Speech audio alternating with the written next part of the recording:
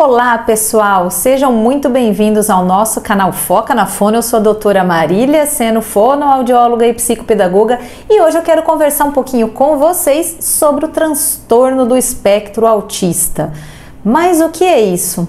Por que tem tanta criança autista chegando, nascendo? O que será que está acontecendo? E o tratamento, qual que é o mais indicado? Pessoal, vem comigo que eu te explico, mas antes se inscreva aqui no nosso canal, deixe o seu like, compartilhe com os seus amigos.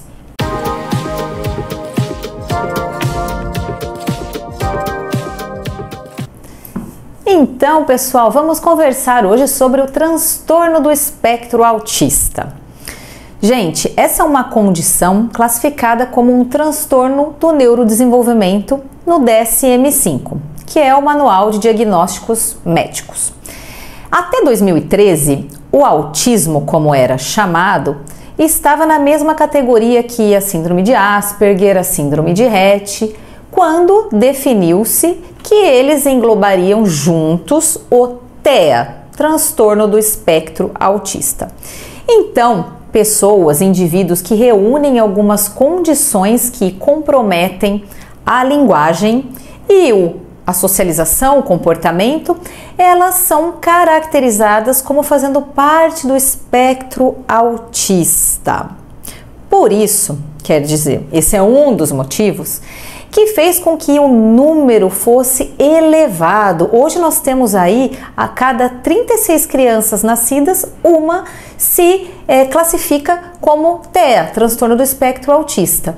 E como a gente tem características, mesmo que mais leves, que levam à classificação, ao diagnóstico dessas crianças como sendo TEA, esse número parece que se eleva um pouco mais. Essa é uma das explicações, né? De qualquer forma, gente, os sinais que a gente percebe nessas crianças, eles podem vir a ser manifestados desde o primeiro aninho, mas geralmente é possível identificar de uma forma mais confiável, entre 1 ano e 2 anos, esses sinais que se caracterizam, por exemplo, por uma falta de contato visual. O indivíduo, a criança, no caso, não tem uma intenção comunicativa. Existe, na maioria dos casos, um atraso no desenvolvimento, na aquisição da linguagem oral. Nós temos muitos movimentos repetitivos, como por exemplo, balançar de mãos, balançar do corpinho, um apego exagerado por rotina. Então a criança gosta de fazer todo um ritual. Por exemplo, ela chega em casa, ela precisa dar uma volta na sala para depois ir para a cama, ela deita na cama, no pé da cama com os pés para o outro lado. Então cada criança tem uma característica diferente, mas a gente sabe que as habilidades de comunicação, que é a linguagem, e de comportamento, que é a socialização e a interação social, sempre vão estar comprometidas em algum grau. Nós temos aí 3 níveis diferentes no autismo que variam de acordo com a necessidade de suporte, de apoio que essas crianças precisam. Antigamente nós tínhamos a chamada síndrome de Asperger, que o que se diferenciava do autismo antes de 2013 era porque essas crianças tinham altas habilidades em algumas áreas, e isso ainda acontece. Mesmo dentro do transtorno do espectro autista, nós temos crianças que têm um comprometimento mínimo com relação à linguagem e à socialização e algumas habilidades maiores em outras questões, em outros aspectos. Essas crianças, geralmente elas preferem ficar sozinhas, não ligam de interagir, de brincar com outras, tanto faz. Muitas nem manifestam se estão com fome ou não, passam horas na frente da TV e tanto faz. Elas podem não olhar quando elas são chamadas, é o que dizem que estão no mundinho delas. Então parece que algumas coisas tanto faz. Elas podem ter ou hipossensibilidade ou hipersensibilidade a sons, ruídos, a luz, as sensações táteis. Então algumas crianças não gostam da areia, algumas se incomodam exageradamente com o barulho ou com muita iluminação. Como eu disse para vocês, cada uma é uma. A seletividade alimentar, né? Muitas crianças autistas, elas escolhem, selecionam que alimentos elas querem ingerir.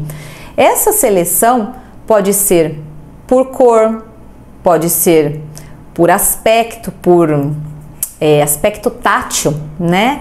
E isso, gente, pode variar. Tem crianças que é tranquilo e há um trabalho que a terapia ocupacional faz, ou a fonoaudióloga, para tentar desenvolver menor sensibilidade e as crianças aprenderem a se alimentar de outras formas, de outros alimentos, porque algumas gostam só de líquido, outras só de pastosos, e isso acaba de uma forma ou de outra interferindo no valor nutricional dessa dieta dessas crianças. Tem algumas que só gostam de comer bis, por exemplo, só chocolate, não aceitam outro tipo de alimento.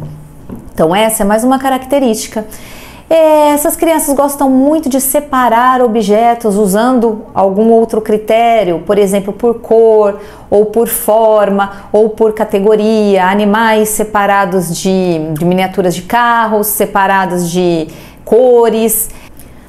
Há um interesse maior em objetos que giram, então, por exemplo, ventiladores, máquina de lavar roupa, elas gostam de ficar olhando girar. Elas têm um interesse muitas vezes maior numa parte do brinquedo do que nele como um todo. Então muitas gostam de ficar girando uma rodinha, ou elas dão outro tipo de funcionalidade para um objeto. Por exemplo, elas pegam um pente que tem a função de escovar, pentear o cabelo e o usam como se fosse um carrinho para andar, para brincar. Então, gente, nós temos aí dentro do transtorno do espectro autista várias características que podem se manifestar em diferentes níveis, independente de qualquer coisa, o tratamento precoce é fundamental para o progresso dessas crianças. Então, se eu tenho uma criança que está atrasada, com 2 anos não fala, ela precisa do fonoaudiólogo. Eu preciso do psicólogo com uma terapia comportamental para estimular os comportamentos esperados nessa criança e ensiná-las a reduzir na ocorrência daqueles comportamentos que não são legais, que não são esperados. Auxiliá-la a socializar, a fazer um contato visual, o terapeuta ocupacional trabalhando nas questões de coordenação motora fina, nas questões da integração sensorial de Aires com relação à hipersensibilidade,